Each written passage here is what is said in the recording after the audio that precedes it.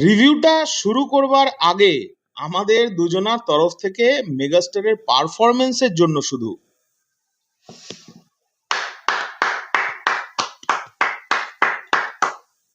ও মাই god, কি ছিল এটা! আমি তো এখন ওই ঘোরটা থেকে বেরোতেই পারিনি, সত্যি কথা বলতে কি।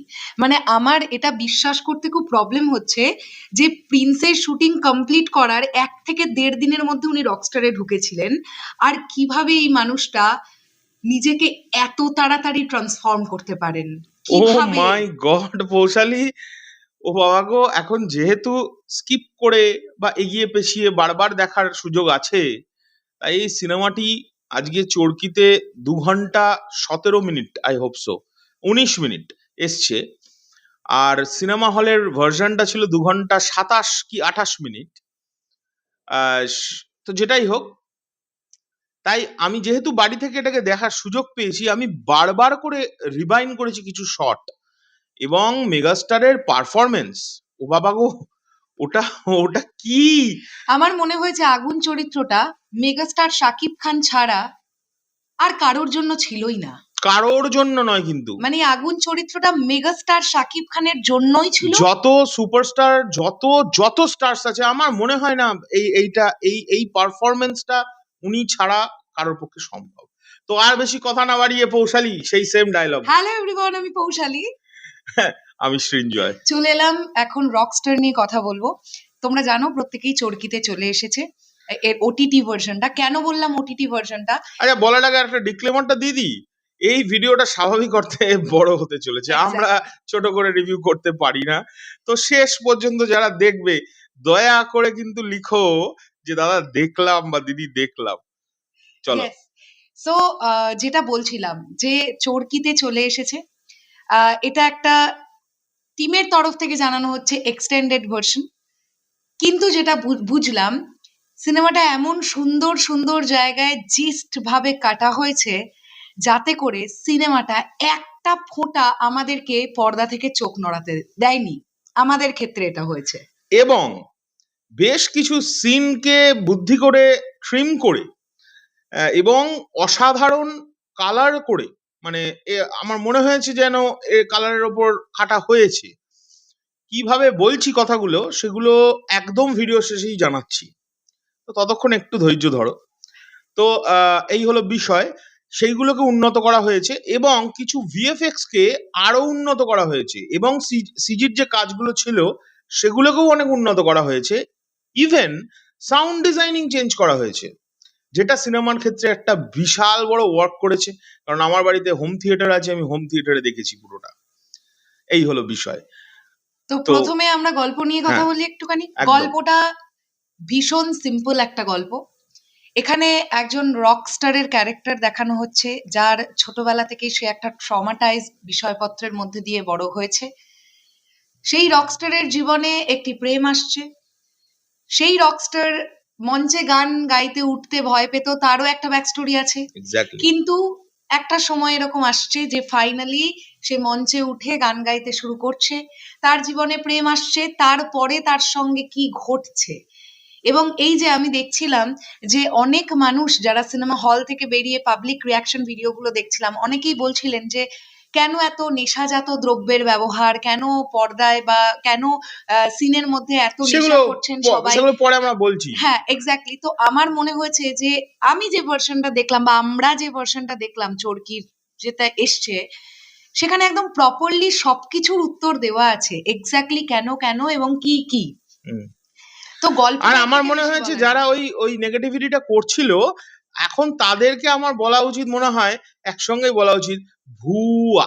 সত্যিই তাই। মানে এত ভুয়া যে ভুয়ো না ভুয়া, যাই হোক ওয়ার্ডটা মনে হয় দুটো একই ব্যাপার। তো আমার এখানের যারা ভাই বোনেরা আছে, মানে ইন্ডিয়ার যারা ভাই বোনেরা আছে, যারা সিনেমা বোঝে, তাদের থেকে আমার কাছে রীতিমতো কল এসছে সকাল থেকে যে সৃঞ্জয় দা, এই সিনেমাটা নিয়ে নেগেটিভিটি কি জন্য হচ্ছিল। কারণ এক একজন এক একটা জায়গাকে ভালো বলছে সিনেমাটার, যেগুলো ওই ভুয়া ব্যক্তিরা বেরিয়ে এসে খারাপ বলছিল। এক্স্যাক্টলি।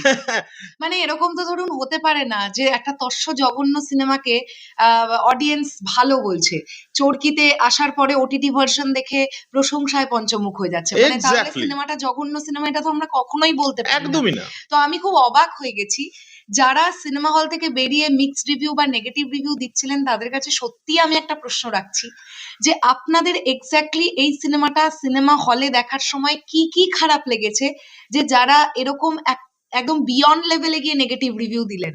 এবং আরো একটা কথা, এটা তো পৌশালী খুব ভদ্রতার খাতিরে বলছে, আমার মতে এটা বলা উচিত আপনারা ঠিক সিনেমাটা দেখার সময় বা দেখার আগে কত টাকা পেয়েছিলেন খারাপ কথা বলার জন্য। কারণ আমি না অবাক, কারণ আমি সিনেমাটাকে স্কিপ করিনি একটু, বরঞ্চ রিভাইন করেছি আবার কিছু কিছু দৃশ্য, যে এটা কি করে সম্ভব, একটা বাংলা সিনেমা দেখছি নাকি এটা। ইনফ্যাক্ট জানো, চারিদিকের এত পোস্ট, আজমান রুশো পারেনি, আজমান রুশো পারেনি, আমরা যারা রকস্টার ওটিটি ভার্সনের জন্য ওয়েট করছিলাম তাদের মধ্যেও একটা বদ্ধ ভুল ধারণা মাথার মধ্যে পোষণ হচ্ছিল যে সত্যি এই ডিরেক্টর পারেনি, কিন্তু আসলেই এই ডিরেক্টর পেরেছেন। এক্স্যাক্টলি, উনি যেটা দেখাবার চেষ্টা করেছিলেন উনি ওটা খুব সুন্দরভাবে দেখিয়েছেন। 100% ভালো দেখাতে পেরেছেন। রকস্টার দেখেছেন, আমি আপনাদের রিকোয়েস্ট করব আপনারা পারলে আরেকবার চরকি থেকে গিয়েও রকস্টারটা দেখুন। কারণ একজন নির্মাতাকে এইভাবে খারাপ বলে দেওয়া আর যেভাবে সিনেমাটাকে অ্যাটাক করা হয়েছে, যেটা ও বললো, মানে এটা খুব নোংরামি হয়েছে যে এটা ফিল করতে পারলাম, সত্যি কথা পরিষ্কার প্রমাণিত, তাই না? তো এবার যদি আমরা অভিনয় নিয়ে কথা বলি, প্রথমত কাকে নিয়ে কথা বলবো? দা মেগা স্টার শাকিব খান। বাপরে বাপ, ও মাগো মা, প্রথম থেকে ওই যে আগুন ক্যারেক্টারটাকে উনি ধরলেন ওনার মধ্যে, উনি ওই ক্যারেক্টারটা থেকে বেরোননি, কোনো জায়গায় মনে হয়নি যে উনি আগুন থেকে একটু শাকিব খান হয়ে গেছেন। বড় বড় সুপারস্টার মেগাস্টার এদের এটাই ক্যালি, ওনারা যখন এক একটা চরিত্র প্লে করেন ওনারা ওই অরিজিনাল ব্যক্তিত্বটার মধ্যে থাকেন না, ওনারা তখন হয়ে ওঠেন ওই পর্দার চরিত্রটা, যেটা megastar Shakib Khan through out ছবিটা জুড়ে যেভাবে নিজেকে পোট্রে করেছেন, তার ট্রান্সফরমেশন থেকে শুরু করে তার ইমোশনাল দিকপত্র থেকে শুরু করে, আমি অভিনয় নিয়ে বলছি বলে আমি একটা গানের কথা একটু তুলি, গান নিয়ে আমরা পরে কথা বলবো। রকস্টার মানে দেখা কমপ্লিট করবার পর থেকে আমার মাথায় শুধু একটা গান ঘুরছে, বিশ্বাস করুন, সেটা হচ্ছে আমাকে নিয়ে যাও তোমার সাথে। ওটা কি পারফরমেন্স ছিল মেগাস্টার শাকিব খানের, গায়ের লোম খুব খাড়া হয়ে গেছে ভাই ওনার পারফরমেন্স দেখে। এবার আমি কিছু কিছু জায়গায় পয়েন্ট আউট করি, যেটা হচ্ছে, এটা তো পৌশালীর ভালো লেগেছে, অনায়াসে তখন থেকে বারবার দুবার করে দেখেছি। আমি যে জায়গাগুলোকে বলছি একবার তোমরা ফিল করে দেখতে পারো। সিনেমাটা শুরু হচ্ছে যে সময়, যে ইন্টেন্স একটা শট দিয়ে, ফার্স্ট একটা ইন্টেন্স শট দিয়ে চুপ করে বসে আছেন চেয়ারের মধ্যে, এবং ক্যামেরাটা পেছন থেকে আসছে, উনি সিগারেটটা ধরালেন, অফ হয়ে গেল, একটা কনসার্টের দৃশ্য শুরু হলো, যে প্রচুর ছেলে মেয়ে দৌড়চ্ছে, ওই জায়গাটার ওনার মুখের ভাবভঙ্গি, এবং তারপরে যখন ফার্স্ট ওনাকে দেখা গেল ড্রেডলক চুলে, উনি দরজা ধাক্কাচ্ছেন, তোমরা তো জানো, আমি আর ডিটেলে বলছি না। তো সেই জায়গার এই যে দুটো মানুষের ট্রান্সফরমেশন, দু রকমের মানুষ, একই মানুষ, দু রকমের মানে মেন্টাল অবস্থা, সেটাকে পুরো পরিষ্কার করে উনি প্রমাণ করে দিয়েছেন। এবং দ্বিতীয়ত, একটা দৃশ্য এরকম আছে যেখানে ওনার ভয়েসটা ট্রান্সফরমেশন হচ্ছে, ওটা নিয়ে তো কথা হবে না, যেখান থেকে ট্রান্সফরমেশনটা হচ্ছে সবাই তো ভয়েস ট্রান্সফরমেশন নিয়ে ক্রেডিট দিচ্ছে, আমি বলবো ভয়েস ট্রান্সফরমেশন হওয়ার কিছুটা আগে এবং তার কিছুটা পরের দুটো ভয়েসই কিন্তু আলাদা, ওই একই ট্রান্সফরমেশনে কিন্তু কথাটা উনি বলছেন না, মানে যখন গলাটা আরো ডিটোরিয়েট করে যাচ্ছে, একদম ভয়ঙ্কর সেটা, আরো ডিটোরিয়েশন। তোমরা বিশ্বাস করবে না, আমি জল খেয়েছি ওই ভয়েসটা শোনার পর, আমার মনে হচ্ছিল আমার গলাটা চোখ হয়ে গেল নাকি, কাশছিলাম, এরকম করছিলাম, কি মানে এটা উনি ছাড়া অসম্ভব। আমি তো মনে করি এই ক্যারেক্টার উনি ছাড়া কেউ পুল অফ করতে পারতো না বস, এইভাবে তো পারতোই না। তো ওনার অভিনয় নিয়ে না কিছু, আমার মনে হয় এখন ওনার অভিনয় এমন জায়গায় পৌঁছেছে, ডিরেক্টর যদি খুব ভালো হয়ে থাকে, খুব ভালো হতে হবে ডিরেক্টরকে, ওনাকে দিয়ে কাজ বার করে নিতে হবে, দেখতে হবে কি করছে, মানে এই ক্যারেক্টারে আর কি করতে পারেন এই মানুষটি। তার মধ্যে মেগাস্টারের ইনপুট তো ডেফিনেটলি হ্যাঁ, নলে তো অসম্ভব। আমি আরো কিভাবে ওটা তো অসম্ভব, কিন্তু ডিরেক্টরকেও খুব মানে স্টেডি হতে হবে, কারণ এত বড় একজন মেগাস্টারকে তিনি ইউজ করবে যখন, তাকে সেরকম ডিরেকশন দিতে হবে যে আমি এরকম জিনিস চাইছি, আমি কনফার্ম উনি যেরকম বলবে উনি সেরকম করে দিতে পারবে। এই ছবিতে মেগাস্টারের ক্যারেক্টার শেড বেশ অনেকগুলো ছিল। আমরা রোমান্টিক আগুনকে দেখলাম, আমরা জাস্ট থকে যাওয়া আগুনকে দেখলাম, মানে যার পাস্ট ভীষণ মানে বেদনাদায়ক একটা পাস্ট। তারপরে আমরা সেই আগুনকেও দেখলাম যে আগুন একটা সময় একদম নিঃস্ব হয়ে গেল, মানে যে কারণের জন্য আগুন, সেই ব্যাপারটাই যখন তার কাছ থেকে চলে গেল। সেটা হলো তার আগের যে মুহূর্তটা, যেখানে তার মানে ভয়েসের যে ট্রান্সফরমেশনটা আসছে, যে কারণে, আমি সেটাও বলছি না, তো সেই কারণটার পরেও যে উনি যে নিঃস্ব একটা অবস্থা ওনার, সেইটা কিন্তু উনি এই প্রত্যেকটা জায়গাকে একদম খুব মানে কি করে বোঝাবো, নার্ভটাকে একদম চেপে ধরেছেন। মানে হাঁ করে শুধু ওনার পারফরমেন্স দেখার জন্য রকস্টার দেখা যায় একদম। মানে অন্যতম একটা সেরা কারণ হচ্ছে মেগাস্টারের পারফরমেন্স দেখবার জন্য আপনি রকস্টার সিনেমাটা দেখুন। আচ্ছা, নেক্সট আমরা কাকে নিয়ে কথা বলবো? নেক্সট আমরা কথা বলি নায়িকাকে নিয়ে। নায়িকা যদিও এই সিনেমায় 3 জন, বাট আমি বলবো মেন নায়িকা একজনই, তিনি সাবিলা নূর। আর তানজিয়া জামান মিথিলা এবং সুনিধি, তারা দুজন একটা গেস্ট অ্যাপিয়ারেন্স হিসেবেই ছিলেন এই সিনেমায়, যদিও সুনিধির তুলনায় মিথিলার স্ক্রিন প্রেজেন্স একটু বেশি ছিল, তবুও প্রপার নায়িকা হিসেবে আমরা সাবিলার কথাই বলছি। সাবিলা এই ক্যারেক্টারটা ঠিকঠাক আমার মনে হয়েছে, ভীষণ আহামরি এমন কিছু পেলাম আমি বলতে পারবো না, ঠিকঠাক। আমার এখানে মনে হয়েছে সাবিলার ক্যারেক্টারটাকে ওই যে ঠিকঠাক মনে হচ্ছে, তার কারণটা আমার ধারণা যে একটা সিম্পল মেয়ে হিসেবে রাখতে চেষ্টা করেছেন ডিরেক্টর। আমার মনে হয়, মানে আমার মনে হচ্ছে যে ক্যারেক্টারটাকে আরেকটু ভালোভাবে লেখা যেত। হ্যাঁ, সেটা তো, এটা আমার মনে হয়, সেটা হতে পারে। মানে যেহেতু মেগাস্টারের ক্যারেক্টারটা এত সুন্দরভাবে লেখা এবং উনি যা প্রেজেন্টেশনটা দিয়েছেন, সেখানে সাবিলা নূরের ক্যারেক্টারটাকে একটু পিল লাগছিল অ্যাজ অ্যান হিরোইন। আমার মনে হয় কি বলতো পৌশালী, সেটা হচ্ছে মেগাস্টারের অরাটা এমন না, ওনার সামনে যে কেউ পড়লে সে ফেড আউট হয়ে যায়, ওটা ফেড আউট হয়ে যায় অ্যাকচুয়ালি। বাট সাবিলার থেকেও আমার যাকে ভালো লেগেছে মিথিলাকে খুব ভালো লেগেছে। ওনার মানে ওনার অ্যাটিটিউড, ওনার প্রেজেন্টেশন, স্ক্রিন অ্যাট্রাকশন প্রচন্ড বেশি। আর সুনিধি নায়ককে নিয়ে বেশি কিছু বলার নেই, উনি খুব ছোট্টই একজন সিঙ্গার, এবং সিঙ্গার হিসেবে যে এরকম একজন অভিনয় করেছে, এটাতে আমি খুব হ্যাপি, এবং তিনি একজন ভারতীয়, তাই আমিও সেটার জন্য খুব বেশি হ্যাপি। এক্স্যাক্টলি। এইবার যদি আমরা একে একে আসি, তারেক আনাম খান, রোজি সিদ্দিকী, এছাড়াও দিলারা জামানকে একটা ছোট্ট ক্যারেক্টারে দেখতে পাওয়া গেছে, আমার খুব সুইট লাগে সত্যি। সকলের জায়গায়, ইনফ্যাক্ট আগুনের বন্ধু আসলাম দুর্দান্ত, খুব ভালো লেগেছে। উনিও কিন্তু মানে অ্যাক্টিং জগতের মানুষ নন, খেলার জগতের মানুষ হয়ে বা মানে ওই ফিল্ডটাতে থেকে উনি যে পারফরমেন্সটা দিয়েছেন দুর্দান্ত। এছাড়াও অ্যাক্টিং নিয়ে যদি কথা বলি, বাকিদের ওনার মায়ের ক্যারেক্টার যিনি করেছেন, ওনার নাম রোজি সিদ্দিকী। উনি দুর্দান্ত অভিনয় করেছেন একটি জায়গাতে স্পেশালি, সেটাও আমি বিবরণ করতে পারবো না। শুধু একটা জায়গা না, আমি দেখছিলাম যারা রিভিউয়ার্স বাংলাদেশ থেকে এই সিনেমাটা একদম টাটকা দেখে রিভিউ করছিলেন, তারা ওনার একটা সিচুয়েশনকেই মেনশন করলেন, কিন্তু উনি কিন্তু দুটো জায়গাতে দুর্দান্ত অভিনয় করেছেন। আমি বুঝতে পেরেছি তুমি বলতে চাইছো জায়গাটা, দুটো জায়গাতে উনি দুর্দান্ত অভিনয় করেছেন, এবং ওনার অভিনয় নিয়ে আমার মনে হয় না কিছু বলার আছে।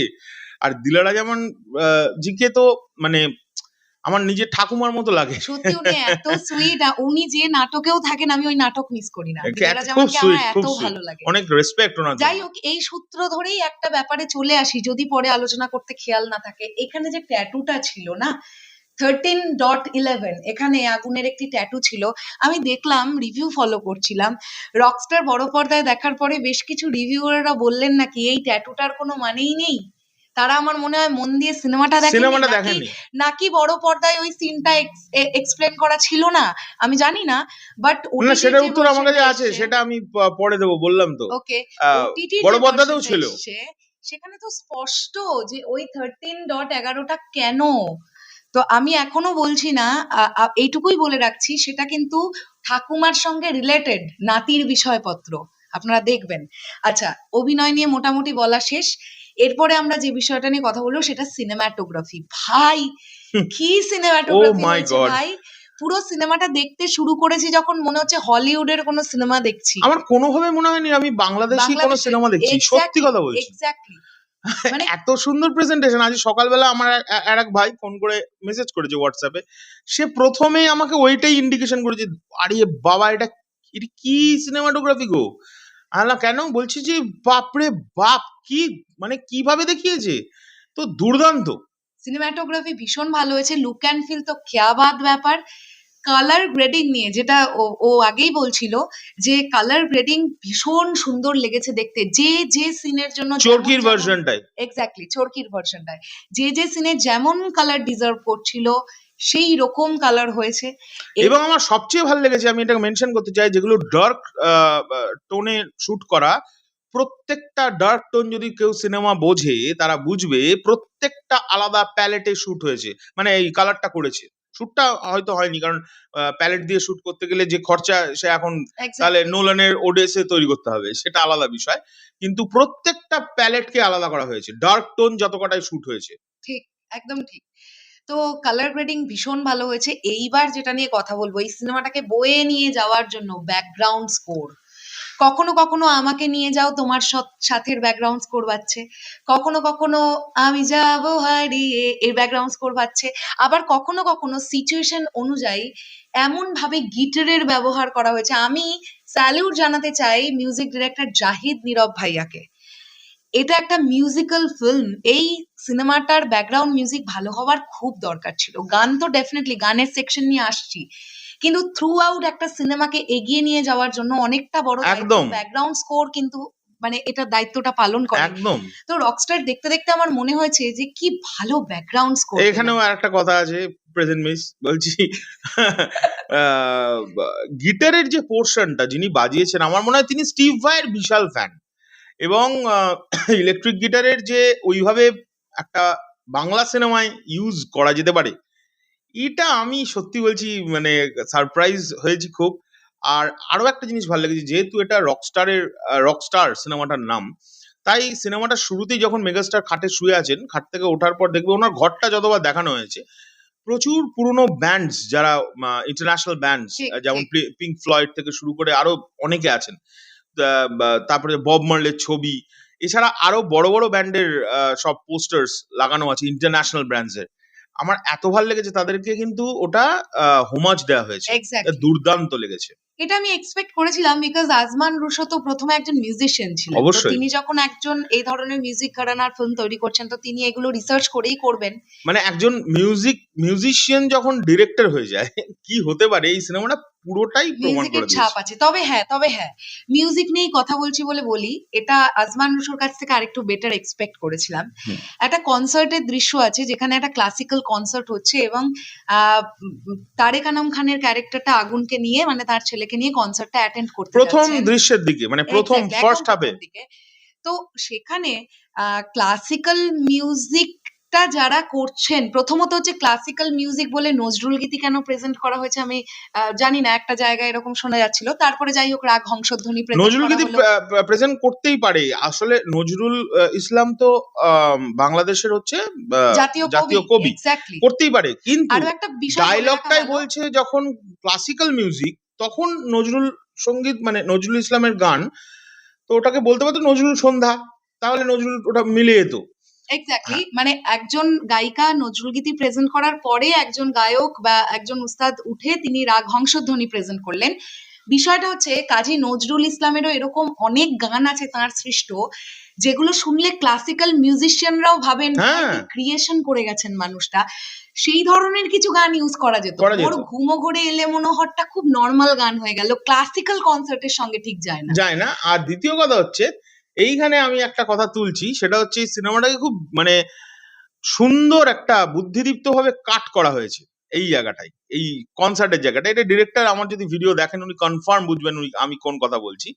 তো এই কাটটাও আমার খুব ভালো লেগেছে, ওই কাটটা দরকার ছিল, কারণ ওই কাটটার ফলে মানে কাটটা না থাকলে সমালোচনার জায়গায় আসতো, একটা এক্স্যাক্টলি একটা এক্স্যাক্টলি একটা সমালোচনার জায়গায় আসতো। এক্স্যাক্টলি আর সেই সমালোচনাটা আমি জানি যারা মিউজিক খুব একটা বোঝে না তাদের দ্বারা করা সম্ভব হতো না, আর আমরা যেহেতু ছোটবেলা থেকে একটু গান বাজনা করেছি আমরা রেডি আচ্ছা, আমি ছিলাম কি ওটা করে নিয়ে জানলাম যে সমালোচনা। ওখানে কাটটা হয়েছে সেটার কথাটা আবারও ওই শেষের দিকে গিয়ে বলছি। আর একটু ক্লু দেওয়ার জন্য বলে রাখি, যদি ডিরেক্টর আমাদের এই ভিডিওটা দেখেন, গল্পটা 3 তাল আর 1 তালের গল্প হয়েছিল। হ্যাঁ, যাই হোক, আর বেশি এগোবো না। এইবারে যে বিষয়টা নিয়ে কথা বলি সেটা হচ্ছে গান। আমরা প্রথম থেকে অনেকেই বলছিলাম যে ভাই একজন সিঙ্গারকে দিয়েই মেগাস্টার শাকিব খানের সব গানগুলো গাওয়ানো হচ্ছে। সেটা আপনারা রকস্টার দেখলে তো বুঝতে পারবেন। একজন রকস্টার, তিনি গান গাইছেন বারবার একটা করে, এক একজন সঙ্গীত শিল্পীর হ্যাঁ, কণ্ঠে একই মানুষ গান গাইছেন, এটা তো হতে পারে না। আহমেদ হাসান সানি তার প্রতিটা গান খুব সুন্দরভাবে পুল দুর্দান্ত। অফ করেছেন, আর পান্থ কানাইয়ের যে গানটা জেলের সিকোয়েন্সের মধ্যে ছিল সেটাও খুব সুন্দরভাবে গল্পের আঙ্গিকে ঢুকছে।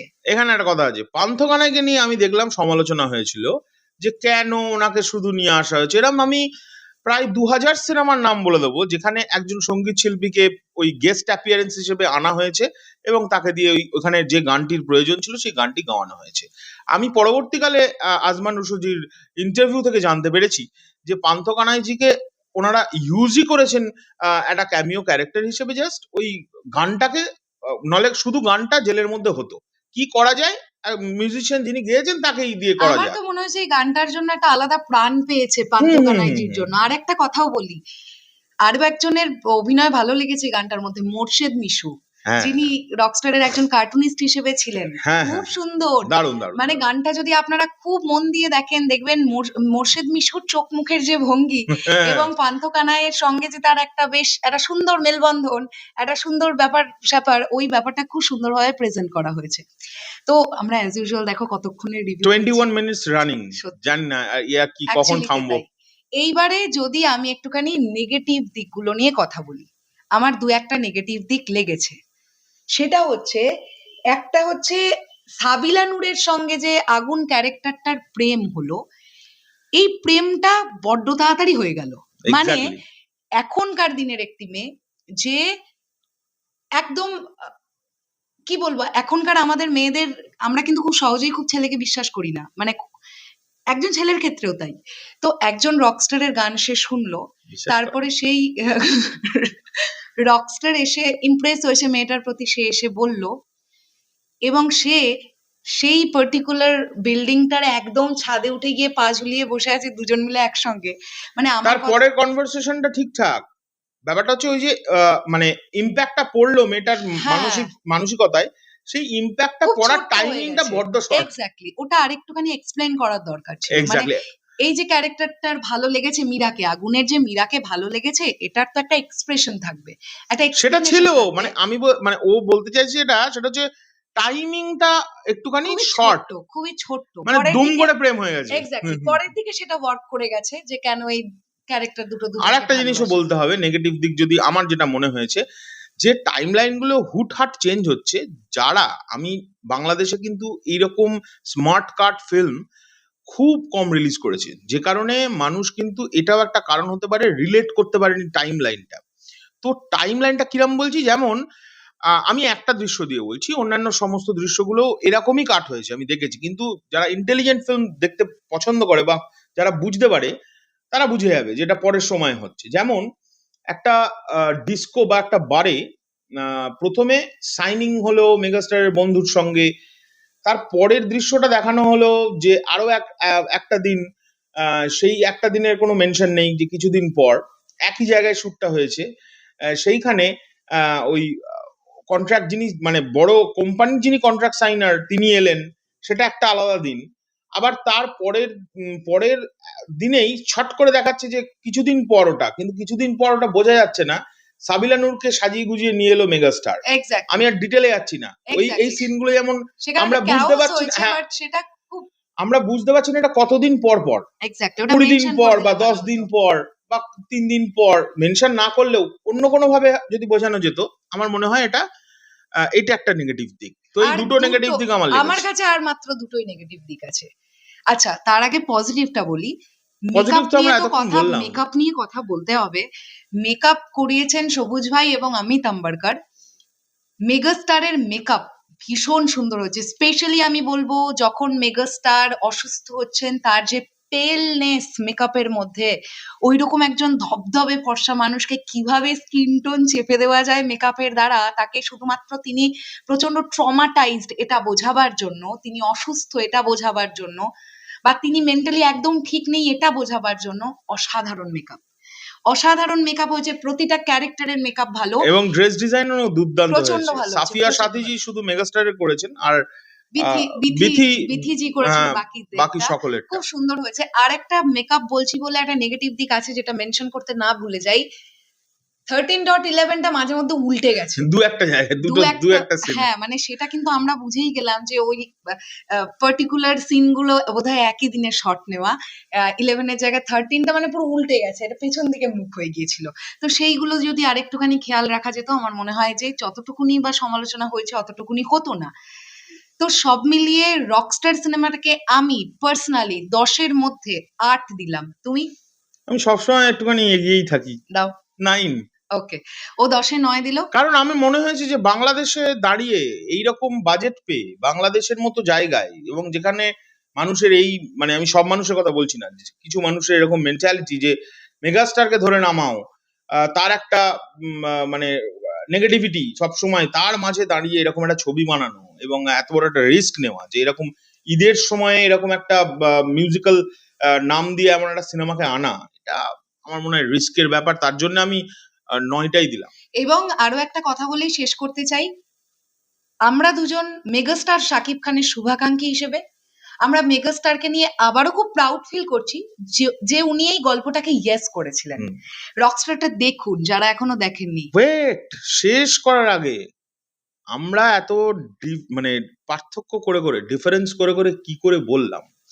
অনেকে আমাদের বলে যে আমরা শুধুই ভিউ ব্যবসায়ী। স্বাভাবিক, আমরা কন্টেন্ট ক্রিয়েটার, আমরা ভিউজের জন্যই ভিডিও বানাই, এবং শুধু আমরা বলে না, যারা ভিডিও বানায় সবাই ভিউজের জন্য বানায়। আচ্ছা, আমার একটা প্রশ্ন আছে জানো, এই যে এই মোমেন্টটায় দাঁড়িয়ে যে মেগাস্টারের আপকামিং কোনো সিনেমার তেমন কন্টেন্ট নেই, আচ্ছা আমরা যদি সত্যি ওনাকে নিয়ে শুধু ভিউ ব্যবসায় করতাম, তাহলে অনেকের মতন সেট করে কেটে পড়তাম তো আমরা। সেটা আলাদা প্রশ্ন। এখনো শরৎ মিউজিক ভেঞ্চার্স টিমের তরফ থেকে রোজ ইচ অ্যান্ড এভরি ডে মেগাস্টারকে নিয়ে অন্তত 2টো করে ভিডিও তোমরা পাবে, কারণ আমরা মানুষটাকে ভালোবাসি। আর আমাদের ভালোবাসাটা কোনো স্বার্থ দিয়ে নয়। মেগাস্টারের ভিডিও বানিয়ে আমরা কোটি কোটি টাকা, লাখ লাখ টাকা ইনকাম করে রাজপ্রাসাদ বানিয়ে ফেলিনি ভাই, বিশ্বাস করো। বাংলাদেশের কন্টেন্ট কারণটা বলতে হবে, হ্যাঁ, কন্টেন্ট বানিয়ে বহুত টাকা পাওয়া যায় না, এখন অনেক কন্টেন্ট ক্রিয়েটাররাও জানে এটা, ওটা আর বলে লাভ নেই। বিষয়টা হচ্ছে তাহলে আমরা এই ডিফারেন্সটা করে রিভিউটা করতে পারছি কিভাবে, তোমাদের বলি শোনো। যখনই বাংলাদেশে মেগাস্টারের সিনেমাটি লিক হলো, বা এর আগেও যখন লিক হয়েছে, সবার আগে কিনা বলতে পারবো না, প্রথম দিকেই আমাদের কাছে লিঙ্ক আসতে থাকে, কারণ দাদা প্রোডাকশন হাউসকে পাঠাও, দাদা এখানে পাঠাও, একবার দেখো, এবং সেই হেল্প পাই বলেই কিন্তু আমরা প্রোডাকশন হাউসকেও অনেক সময় পাঠাই, সেখান থেকে কাজ হয়, অনেক সময় কাজ হয় না। রকস্টারের ক্ষেত্রে বিপরীত দেখলাম, কেন দেখলাম তাও জানি না, এটা নিয়ে আলাদা সময় আলাদা ভিডিও আগেও করেছি, আবার দরকার হলে করতে হবে। তো সেই সময় কিন্তু আমি রকস্টার এইচডি প্রিন্টটা পেয়েছিলাম, এবং তারপরে পৌশালী তো কিছুতেই দেখবে না, কিন্তু আমি বললাম যে না, আমি তো থাকতেই পারবো না, কারণ আমি সিনেমার লাভার, আমি প্রচন্ড সিনেমা দেখতে ভালোবাসি। আর ও দেখতে শুরু করলে আমি বসে থাকবো না দেখে, এটা তো হতেই পারে না। আমরা সিনেমাটা গোটাটা কিন্তু দেখেছি, আমরা ইচ্ছে করলে রিভিউ করে দিতাম, এবং ভিডিও করে মাঝে মাঝেই তোমাদের আইডিয়া দিয়ে দিতে পারতাম যে আমরা কিন্তু দেখেছি বস, তাহলে তো আমরা বেশি ইনফো দিয়ে ভিডিও বানাতে পারতাম, আমরা কিন্তু করিনি। আজকের দিনটার জন্য ওয়েট করছিলাম, এইটুকু সততা আমাদের মধ্যে থাকুক। আমরা তো হল প্রিন্টটা পেয়েছিলাম, মানে হলের যে এইচডি ভার্সনটা লিক করেছিল, তো সেইটার থেকে আমরা যখন দেখলাম আজকে দ্বিতীয়বার, বারবার রিভাইন করে দেখলাম যে কোন কোন শটকে এক্স্যাক্ট কাটা হয়েছে, কি করা হয়েছে, সেখানে আমরা দেখতে পেলাম যে যে পার্থক্যগুলো চোখে পড়লো সেগুলোই এই ভিডিওতে আমরা আলোচনা করলাম। এবং আজমান রুশোকে এই ভিডিওর শেষে একটা স্যালিউট জানাতে চাই বস, কারণ উনি কিন্তু বারবার বলছিলেন আমার হাতে যদি আর 2 দিন সময় থাকতো আমি এই সিনেমাটাকে আরো ভালো কাট করতাম। এই সিনেমাটার নাম চরকি রেখেছে এক্সটেন্ডেড ভার্সন, কিন্তু আমার মনে হয়েছে হাইলি সুপারলেটিভলি সুপার এডিটেড একটা ভার্সন অফ রকস্টার। এক্স্যাক্টলি, এটাকে আমরা একদম জি স্ট্রিমড রকস্টার বলতে পারি। একদম দুর্দান্ত কাট হয়েছে। এই কাটটা যদি হলে চলতো আমার মনে হয় আরো ভালো রেসপন্স আসতো, এটা আমার ধারণা। দ্বিতীয়, আমাদের যেরকম লেগেছে আমরা তোমাদের সঙ্গে শেয়ার করলাম, অলরেডি 30 মিনিটের দিকে দৌড়চ্ছি। তো যারা এখনো দেখলে দয়া করে লিখো, দাদা দেখেছি মানে তোমাদের অত্যাচার সহ্য করলাম 30 মিনিট ধরে। চলো তাহলে এখনের জন্য চললাম। ও এটা ডায়লগটা ওর, আমার না। তাহলে এখনের জন্য চললাম, দেখা হচ্ছে আবার খুব শিগগিরই নতুন কোনো ভিডিও নিয়ে। টাটা।